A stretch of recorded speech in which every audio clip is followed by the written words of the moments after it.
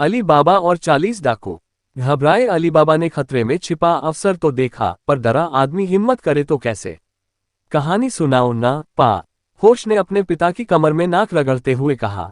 लंबी या छोटी? रोश ने होश के बिस्तर में घुसकर पीछे टेक लेकर बैठते हुए पूछा।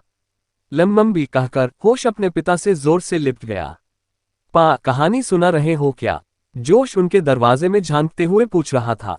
पास से गुजरते उन दोनों को बिस्तर में बैठकर बात करते देख वह रुक गया था। हाँ, रोश ने जवाब दिया। अरेबियन नाइट्स किस्से अपने अंदाज में अली बाबा और 40 डाकुओं की कथा सुनेगा। जोश ने उत्साह से हामी भरी होश के कमरे में आकर वह अपने पिता की दूसरी तरफ बिस्तर पर कूद कर आ पहुंचा। एक बार फारस में रोश ने किस्सा शुरू किया। दो भाई रहा करते थे, कासिम और अली बाबा। उनके पिता मरते हुए उनके लिए कुछ ज्यादा नहीं छोड़ गए थे। बड़े भाई कासिम ने शादी एक दौलतमंद व्यापारी की बेटी से की थी, तो उसके ससुर के मरने के बाद उसे एक बड़ी दुकान, मकान और गुलाम विरासत में मिले। लेकिन अली बाबा ने शादी की थी एक गरीब लड़की से, और अब वह एक लकड़हारे का काम करता था। तो वे दोनों एक मामूली से घर में अपने 3 गधों के साथ रहते थे, जिनका इस्तेमाल अली रोजाना अपनी काटी हुई लकड़ी बाजार ले जाकर बेचने के लिए करता। एक दिन जंगल में जब वह एक ऊंची पहाड़ी के पास लकड़ी काट रहा था, तो अली बाबा ने दूर से पेड़ों के झुरमुट के ऊपर उठते हुए एक धूल भरे गुबार को देखा, जो बड़ी तेजी से उसी की ओर बढ़ा चला आ रहा था। इस डर से कि घुड़सवार लुटेरों का कोई दल उसकी तरफ दौड़ा आ रहा है, जिन्होंने अगर उसे देख लिया तो उसे मार देंगे और उसके खच्चर छीन लेंगे, उसने जानवरों को आसपास की घनी झाड़ियों में हाँक दिया और खुद छिपने के लिए एक विशाल वृक्ष पर चढ़ गया। जमीन से काफी ऊपर उस घने पेड़ में छिपे उसने देखा कि पेड़ों के बीच से उठती हुई धूल के बादल से घुड़सवारों की एक टुकड़ी उभरी। वे सब उसके पास वाली बड़ी चट्टान पर पहुंचकर रुक गए और घोड़ों से उतरे। फिर उन्होंने अपने घोड़ों की लगाम उतारी, उन्हें वहीं बांधा और उनकी गर्दनों पर मकई से भरे वो थैले लटका दिए, जिन्हें वे उन्हीं घोड़ों पर अपने पीछे ढोकर लाए थे। तब उन सब ने अपने अपने घोड़ों से काठी बैग उतारे। ये काफी भारी लग रहे थे। अली बाबा ने ध्यान से उन सबको देखा और उसे यकीन हो गया कि ये डाकू हैं जिन्होंने हाल ही में किसी काफिले को लूटा है। शायद वे इस सुनसान जगह अपनी लूट छुपाने या उसे आपस में बांटने आए थे। उसने 40 आदमी गिने। अभी वह छुपकर उन्हें देख ही रहा था कि उनमें से एक, जो कि उनका सरदार लगता था, टोली से बाहर निकल अपना थैला कंधे पर उठाए पहाड़ी की खड़ी चट्टान की ओर चल पड़ा। जब वह टीले के काफी करीब पहुंच गया तो उसने उसे एक अजीब आदेश दिया। बास कौन सिमसिम। चट्टान का मुंह खुला और जहां एक ही पल पहले ठोस पत्थर था, वहां पहाड़ी के अंदर जाता एक रास्ता अचानक नजर आने लगा। अपने अपने झोले कंधों पर उठाए एक एक करके सभी डकैत उसमें समा गए।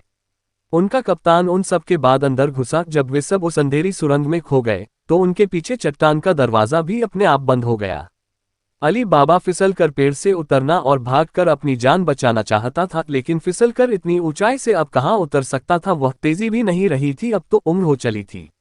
डर भी था कि सावधानी से पेड़ से नीचे उतरते हुए उसे अगर उनमें से किसी ने देख लिया तो पकड़कर मार देंगे। अब जब उनका राज उस पर जाहिर हो गया था तो किसी सूरत में वे उसे जिंदा छोड़ने वाले नहीं थे। गुफा का मुंह भी किसी भी क्षण खुल सकता था।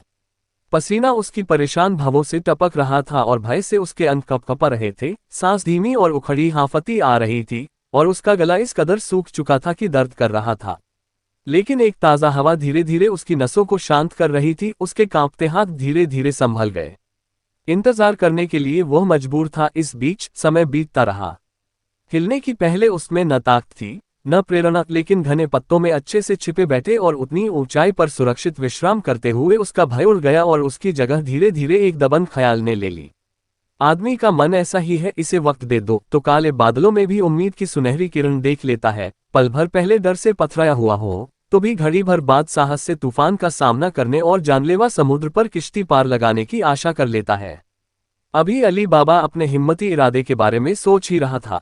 मन ही मन उसके नफे नुकसान तोलता कि तभी चट्टान का गुप्त द्वार अचानक खुल गया और दस्यु सरदार ने अंधेरे से बाहर कदम रखा।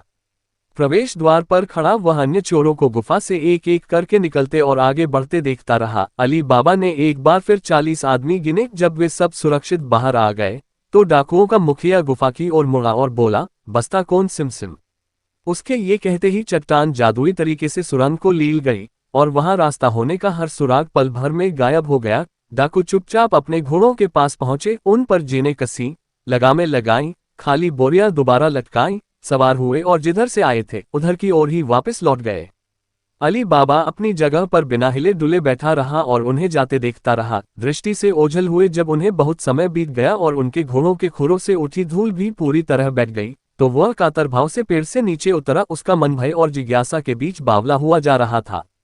क्या ये तिलिस्म मेरे लिए भी काम करेगा? उसने खड़ी चट्टान के पास जाते हुए सोचा। कुछ ही देर में वह लगभग वहां खड़ा था जहां मुख्य घुड़सवार आकर खड़ा हुआ था। खोने को तो कुछ भी था नहीं।